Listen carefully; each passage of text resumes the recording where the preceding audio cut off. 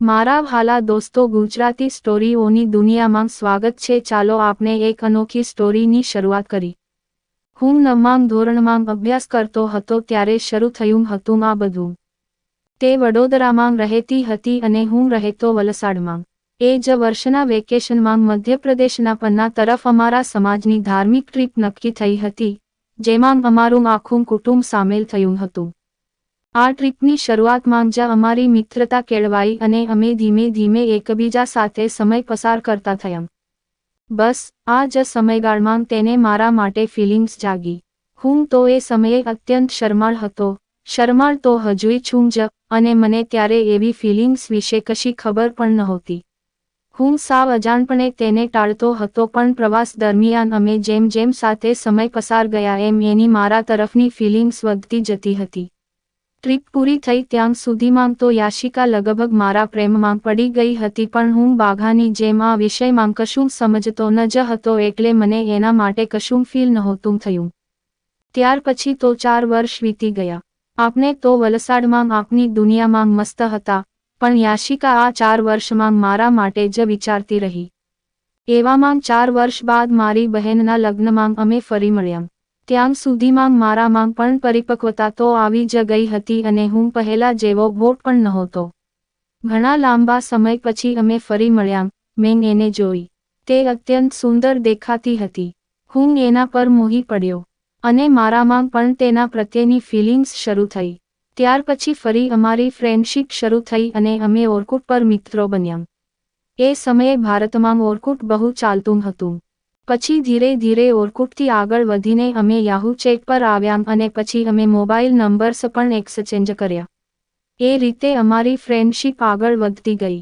December 2009 લઈને August 2010 સુધી આ ફ્રેન્ડશિપ ચાલી અને આ સમય દરમિયાન અમે બધી જ વાતો એકબીજા સાથે શેર કરી લીધી। પછી ઓગસ્ટ 2010માં અમારી લવ સ્ટોરીમાં એક નાનો ટ્વિસ્ટ આવ્યો। ઓગસ્ટ મહિનામાં એનો જન્મદિવસ આવે છે, એટલે એના જન્મદિવસે રાત્રે 12 વાગ્યે સૌથી પહેલો મેં એને ફોન કર્યો। અમારી વાતચીત દરમિયાન યાશિકાએ મારી પાસે ગિફ્ટની માગણી કરી અને મેં તરત જ તક ઝડપીને એને કહ્યું કે તારા માટે મારી પાસે એક જ ગિફ્ટ છે, અને એ ગિફ્ટ હું પોતે જ છું। આ રીતે મેં એને પ્રપોઝ કર્યું અને યાશિકા મારી એ ઢબથી ઇમ્પ્રેસ પણ થઈ। પણ સાથે જ યાશિકાએ એક ચોંકાવનારી વાત પણ કરી। તેણે મને જણાવ્યું કે તેને ઓલરેડી એક બોયફ્રેન્ડ હતો। આ સાંભળીને મારા પગ નીચેથી જમીન નીકળી ગઈ। એવું લાગ્યું જાણે દુનિયામાં સૌથી છેતરાયેલો માણસ હું જ છું। અલબત્ત યાશિકાએ મને છેતર્યો નહોતો, પરંતુ ત્યારે મને એમ લાગેલું કે મારું નસીબ જ મને છેતરી રહ્યું છે। પણ મેં ખરેખર હિંમતથી કામ લીધું। આટલા મહિનામાં અમે ક્લોઝ ફ્રેન્ડ બની ગયા હતા, એટલે અમે એકબીજાને સારી રીતે ઓળખતા હતા। આથી મેં એની આગળ શરત કરી કે પ્રપોઝલની ના કહીશ તો વાંધો નહીં, પણ ફ્રેન્ડશિપ તોડીશ નહીં। અને આ વાત પર એ પણ રાજી થઈ ગઈ। પછી ધીરે ધીરે સમય નીકળતો ગયો, પણ મેં તેને પામવાની આશા છોડી ન હતી। પાછળથી એ મને તેના સંબંધની વાતો કરવા લાગી। તેની વાત પરથી મને જાણ થઈ કે તેનો મિત્ર સ્વભાવે સારો નહોતો। એ તેના પર બહુ રોફ જમાવતો હતો। તેને યાશિકા ઉપર ઘણી વખત હાથ પણ ઉપાડ્યો હતો।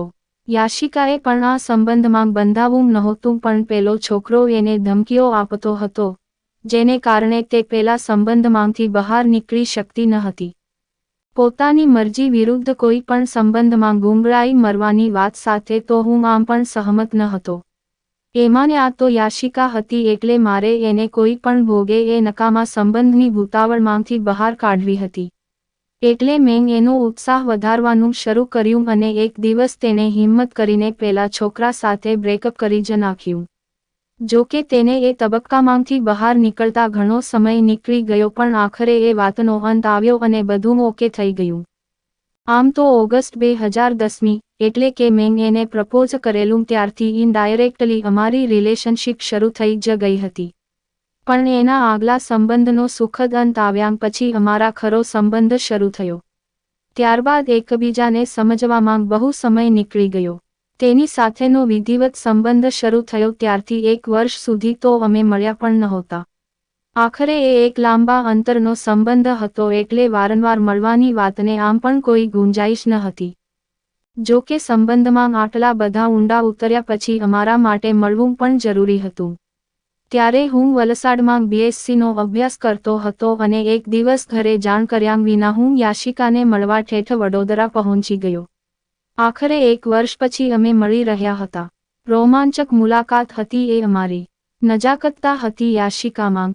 યાદગાર હતી એ પહેલા પોતિકા એકાંતની ક્ષણો. પછી ધીરે ધીરે અમારી 6 મહિને મુલાકાત થતી રહેતી હતી. કોઈ વાર યાશિકા વલસાડ આવે અને કોઈ વાર હું વડોદરા જાઉં. પછી મેં વધુ અભ્યાસ માટે વિદ્યાનગરમાં એડમિશન લીધું, જેથી એને દર વીકેન્ડમાં મળી શકાય. જેમ સમય પસાર થતો ગયો તેમ અમે એકબીજાને વધુ સારી રીતે ઓળખતા ગયા. અમે એકબીજાને વધુને વધુ ચાહતા ગયા. અમારી દુનિયા અમારા પૂરતી જ સંકુલ થવા માંડી, જેના 2 જ બિંદુઓ હતા. એક યાશિકા અને બીજો હું. વિદ્યાનગરમાં હું 2 વર્ષ રહ્યો. એ 2 વર્ષો દરમિયાન અમે વારંવાર મળ્યા અને પછી ફરી એક વિઘ્ન આવ્યું. મેં MSc પૂરું કરી લીધું અને છેક વાપીમાં જોબ શરૂ કરી. એ 1 વર્ષના સમયગાળા દરમિયાન ફરી અમારું મળવાનું ઓછું થઈ ગયું. પણ અમારા નસીબ સારા હતા એટલે મને વડોદરામાં જોબ મળી ગઈ અને ફરી અમને મળતા રહેવાની, સાથે જીવવાની નવી આશા જાગી. મને જ્યારે વડોદરામાં જોબ મળી ત્યારે અમારા સંબંધને 5 વર્ષ થઈ ચૂક્યા હતા. અમે અમારા સંબંધને નવું નામ આપવા માંગતા હતા, પરંતુ કેટલાક કારણોસર અમારા કુટુંબીજનોની ઈચ્છા આ સંબંધને આગળ વધારવાની નહોતી. આથી લગ્નની બાબતે ફરી અમારા ઘરમાં અમારે નાનોસો સંઘર્ષ કરવો પડ્યો. પરંતુ કેટલાક મહિના બાદ અમે અમારા કુટુંબીજનોને આ સંબંધ માટે રાજી કર્યા અને આખરે 1 મે 2015ના દિવસે અમારા એંગેજમેન્ટ થયા. હવે ફેબ્રુઆરી 2016માં અમે લગ્ન સંબંધથી જોડાઈશું. એક સુખદ પ્રેમ કહાની આવી જ વાર્તા સાંભળવા માટે ચેનલને સબસ્ક્રાઇબ અને વિડીયોને લાઇક કરજો મિત્રો. ધન્યવાદ.